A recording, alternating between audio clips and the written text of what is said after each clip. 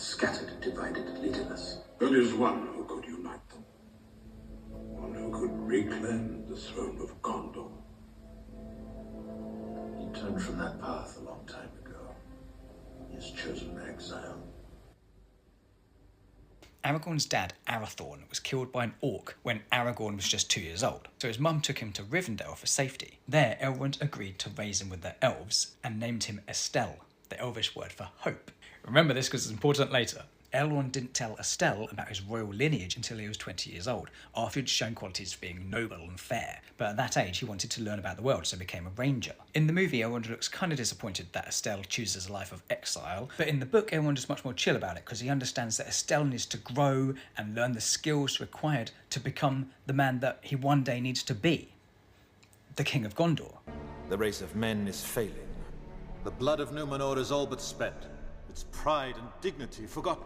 The Númenórean bloodline, which once produced great kings and warriors, has weakened over time. The Dunedain are the high-born descendants of Númenor and are gifted with long life. They were originally noblemen, but due to the fall of their kingdoms and a desire to protect Middle-earth from dark forces, they chose to become rangers. Aragorn is a Dunedain, and no less he's the son of Arathorn, who was the chieftain of the Dunedain. Put aside the ranger. Become who you were born to be. This is one of my favourite parts of Lord of the Rings, but you have to know the background. So at this point, Aragorn is feeling despondent, overwhelmed even at the hopelessness of the situation. His dad, Elrond, feels this, and he comes to give him a little boost of confidence. So, a couple of things. Narsil was the sword that was carried by Aragorn's ancestor Elendil, and later by his son Isildur, who was the one who chopped off Sauron's finger to take the ring. Elrond brings Aragorn the reforged sword to remind him of his place in the world and inspire him to take up his rightful place as King of Gondor. He urges him to take the Dimhol Road, which leads to the Paths of the Dead, where Aragorn can, as the King of Gondor, can summon the undead army. And right when Aragorn is still unsure, Elrond utters the last words of Aragorn's mother.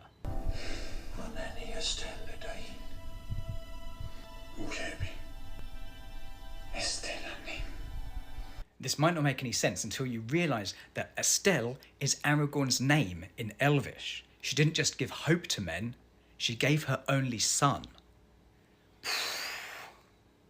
Of Gondor.